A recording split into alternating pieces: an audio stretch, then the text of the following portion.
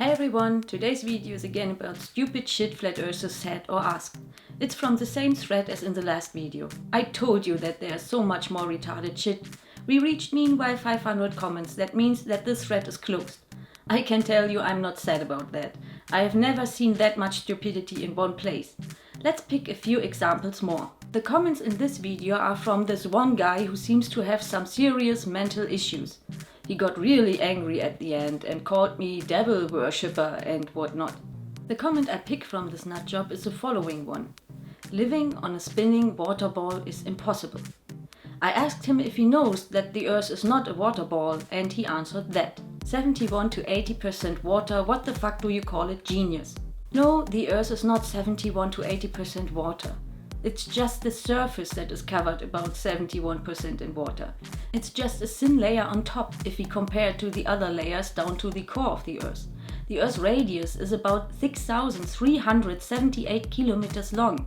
The deepest point of the ocean we know is about 11 kilometers deep. I think it's pretty obvious that the Earth is not a water ball. To call the globe a ball shows pretty much what kind of intelligence we have to expect from this dumbass. I also don't get why living on a spinning Earth is impossible. He failed to make any real point to that topic. Another retarded question from this freak was this here. How comes lakes don't have tides? I have no clue how this proves anything, but whatever. These nutjobs have really no clue about simply daily observations. To understand why lakes don't have noticeable takes, let's take a look at what tides are and what causes them. We see tides when the water regularly rises and falls on the coasts of the big oceans. The period when the water on the coast slowly rises until it reaches its highest water level is called high tide. The period when the water returns to the sea and reaches the lowest water level is called low tide. Tides take about 12 hours and 25 minutes, so every day the water on the coast reaches twice its highest and twice its lowest point. For the whole water movement is mainly the moon responsible. The Earth attracts the moon and the moon the Earth. Because water is fluid, the moon attracts the huge mass of the oceans and can drag the water a little bit of the Earth towards itself. This creates a bulge in the water. And now comes the trick. The Earth is turning around itself. It needs about 24 hours each day to do so. But the moon takes good 27 days to orbit the Earth, so it's longer in one place. The Earth is turning under this bulge of water. At some point, the bulge meets the coast and the water rises ashore.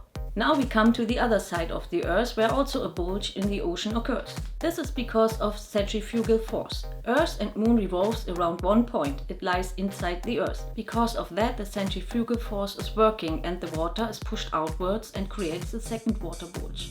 Underneath this, the Earth obviously also turns. Between the water bulges is then, by the way, low tide. The sun has some influence on the tides too. It also attracts the Earth and the moon, but it is very far away. The attraction between Sun and Earth is not as strong as that between the Moon and the Earth. The Sun only influences how strong the tides are. If the Moon, the Earth and the Sun are in a line, with new moon and full moon, the high tide is particularly strong. That is called spring tide. When the crescent increases and decreases, the Sun, the Earth and the Moon are not in line.